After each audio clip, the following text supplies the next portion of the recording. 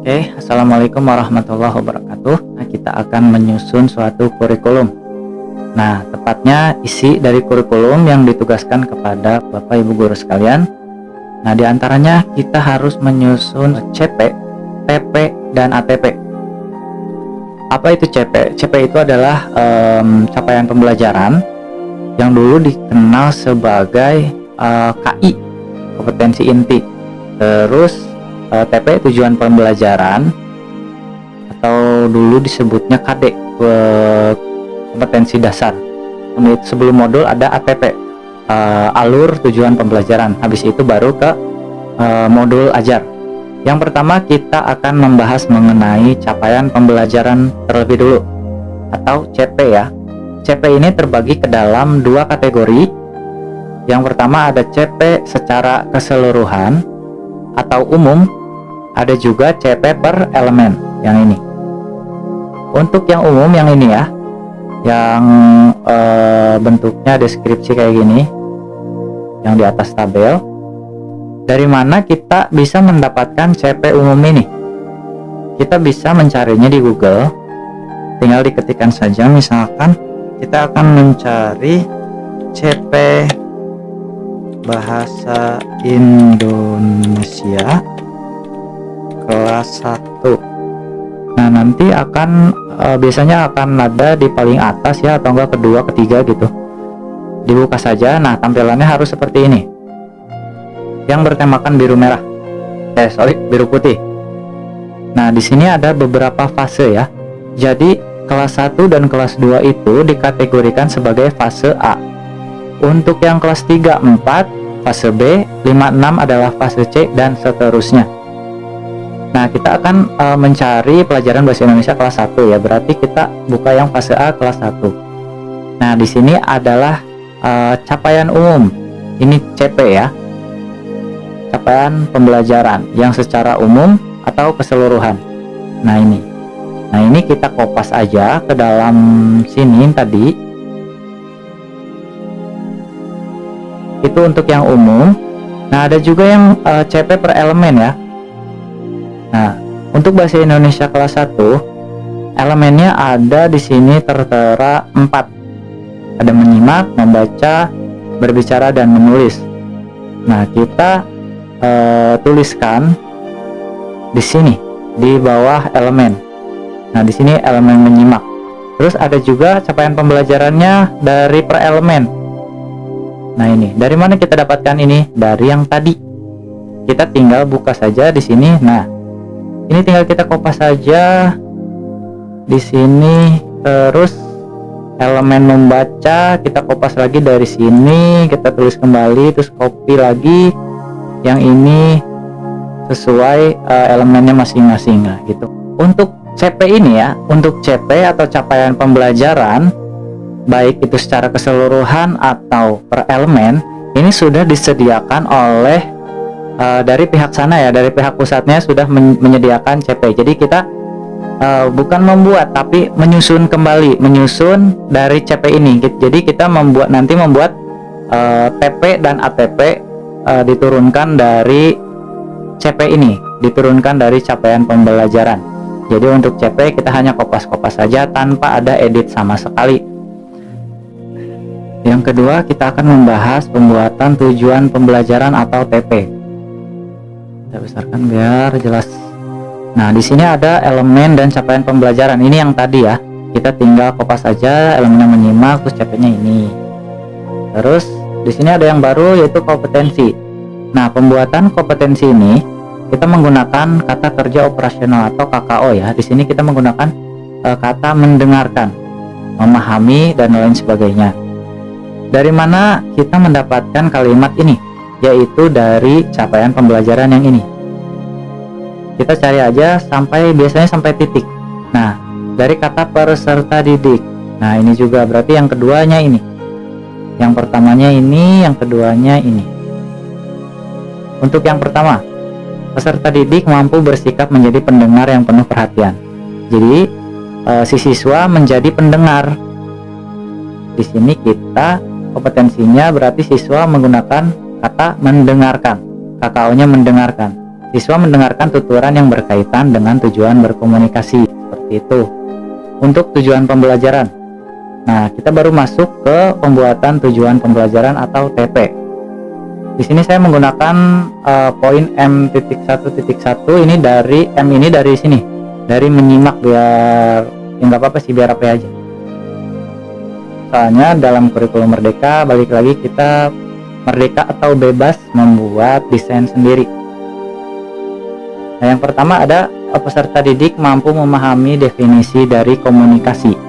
Nah, kita bisa mendapatkan kalimat ini dari sini. Mendengarkan tuturan yang berkaitan dengan tujuan berkomunikasi, dari kata mendengarkan.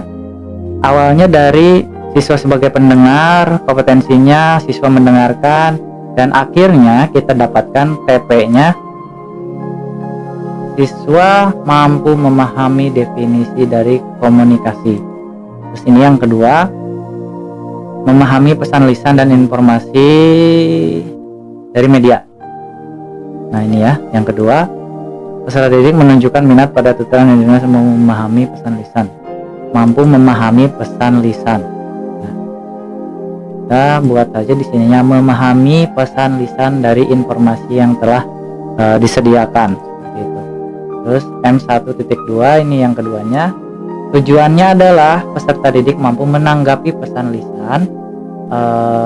Saya menggunakan kata menanggapi ya.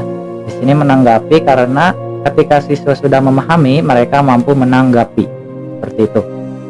Dan di sini ada elemen lainnya yang tadi sudah kita buat. Peserta didik sampai sini, sampai titik. Terus nanti yang kedua dari peserta didik lagi. Ini yang pertama, yang kedua, dan ini, oh ya, ini ada yang ketiganya juga. Peserta didik mampu mencontohkan tuturan yang berkaitan dengan tujuan berkomunikasi. Jadi untuk yang ini tidak harus terpaku kepada ini ya. Ini kan peserta didiknya ada dua nih, 1, 2 ya. Untuk tujuan pembelajarannya bisa lebih dari jumlah CP. Di sini ada 2 deskripsi, tapi untuk kompetensinya kita menggunakan 2 saja sesuai yang ada di sini. Kemudian yang tujuan pembelajarannya kita bebas. Tujuan kita apa untuk membuat pembelajaran itu apa, seperti itu. Kita lanjut ke bahasan yang ketiga, yaitu ATP atau alur tujuan pembelajaran. Kita kopas lagi CP yang umumnya tadi di sini. Terus di sini ada P1, P2, P3. Nah, ini dari sini, dari yang TP tadi. Nah, dari M11 ini, peserta didik mampu memahami definisi komunikasi. Nah, kita kopas di sini. Selanjutnya untuk P2-nya kita kopas lagi dari sini dan seterusnya sampai semuanya telah dipindahkan ke sini. Kita urutkan saja sebagai poin P1, P2, P3. Kita anggaplah P ini adalah TP lah itu. P1, P2, P3 dan seterusnya. Nah, di sini ada materi. Materi kita dapatkan dari mana? Yaitu dari TP tadi, dari isi-isi CP dan TP. Kita dari tadi membahas tentang komunikasi. Jadi materinya tulis saja komunikasi. Di sini ada kelas untuk kelas 1. Terus ada alokasi. Nah, untuk alokasi ini nanti Bapak Ibu tulis saja sendiri, buat sendiri maksudnya, sesuai dengan mata pelajaran dan jadwal di kelasnya masing-masing. Di sini semesternya ada ganjil, ada genap ya. Nanti Bapak Ibu dibagi saja. Misalkan di sini ada berapa? Ada 4 nih. Ada 4 nomor ya. Oh ya, dari P1, P2, P3 ini dari, aduh jauh amat sih. Nah, ini kan TP yang tadi ada 1, 2, 3 ya. Tujuan pembelajarannya ada 3. Jadi ini dibuat nomor 1. Nomor 1 ini yang 3 TP tadi. Terus nomor 2 elemen berikutnya, yaitu yang ini. Ya Allah, jauh banget. Nah, yang elemen kedua dari sini sampai sini. Nah, itu untuk nomor 2. Untuk nomor 2 di sini. Dan seterusnya. Untuk nomor 3, ini elemen ketiga, ini elemen keempat. Nah, di sini juga ada total jam pelajaran.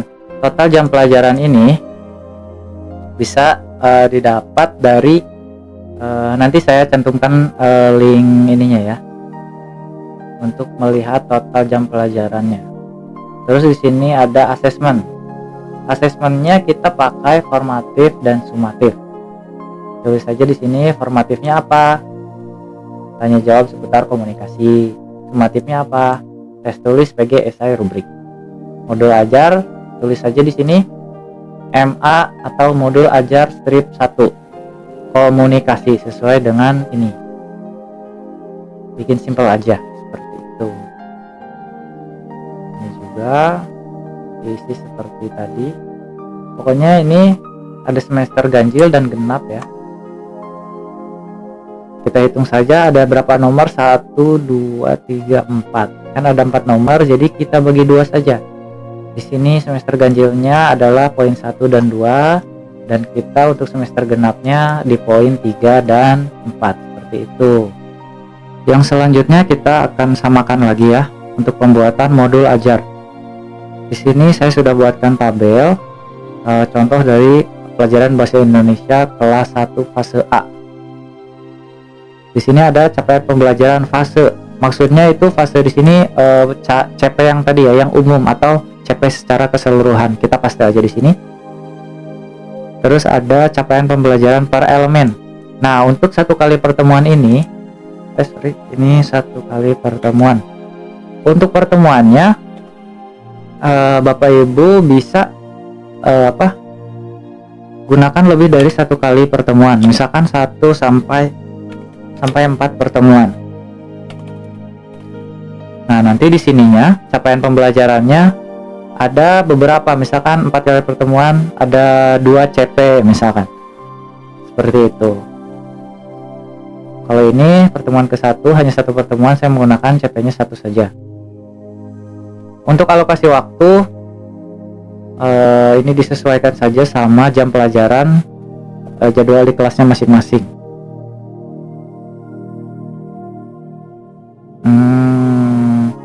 Di sini ada tujuan pembelajaran. Tujuan pembelajarannya kita isikan peserta didik mampu memahami. Ini didapat dari sini. Oh, yang ini belum ya? Oke, yang berikutnya ada capaian pembelajaran elemen. Nah, ini dikopas dari file TP tadi. Nah, ini di capaian pembelajaran. Di sini kan ada elemen-elemen ini.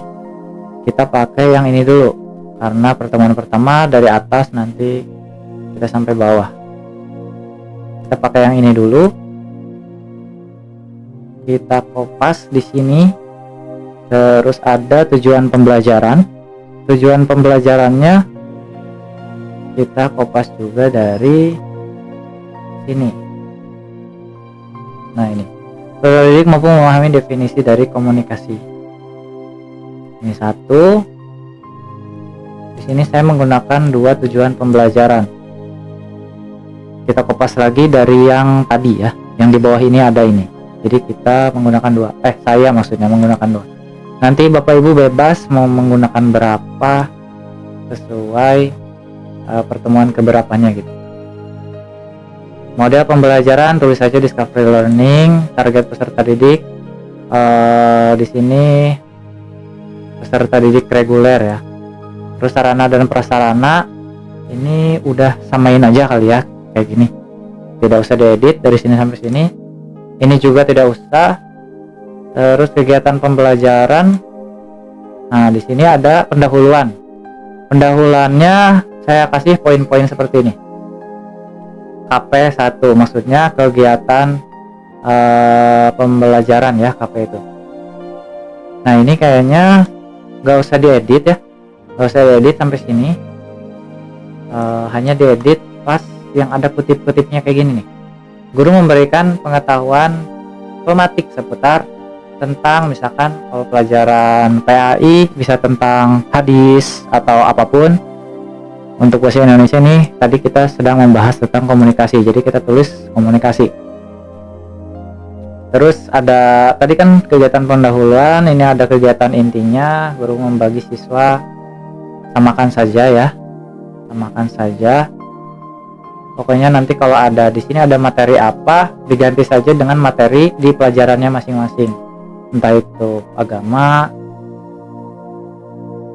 atau yang lainnya.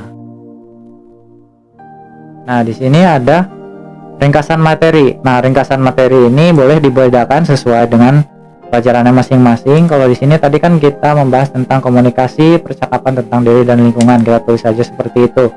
Atau misalkan kalau PAI tentang hadis atau hafalan atau apa, sesuai dengan pelajarannya masing-masing. Sumber buku siswa saja tulis. Terus udah segitu aja. Jadi yang di sini hanya diedit di bagian materinya saja dan ringkasan materi ini. Oh iya, ini ada tambahan untuk mempermudah Bapak Ibu guru dalam mengedit. Nanti kan ngeditnya di sini ya, yang di template ini. Di sini hanya menyediakan 4 nomor kolom tabel ya. Misalkan Bapak Ibu guru butuh lebih dari 4 kolom, tinggal diklik saja di bagian kanannya, kanan luar ya, kanan luar tabel, nanti tinggal pencet enter, dia akan menambah tabelnya sendiri seperti itu. Juga kalau misalkan ini tabelnya kelebihan, bisa disorot seperti ini, terus klik kanan, terus di sini ada delete cell, terus pilih yang ketiga, delete entire row, jadi dia akan menghapus seperti ini, kayak gitu.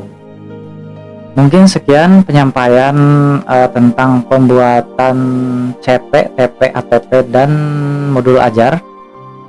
Mohon maaf bila banyak kesalahan kata dari saya, karena saya masih sangat belajar. Baru kali ini juga membuat kurikulum, karena kebetulan saya kemarin dikasih tanggung jawab ikut workshop tentang kurikulum, jadi saya berkewajiban untuk menyampaikan kepada Bapak Ibu sekalian. Bukan semata-mata menggurui Ibu Bapak guru harus seperti ini, harus seperti itu, bukan ya.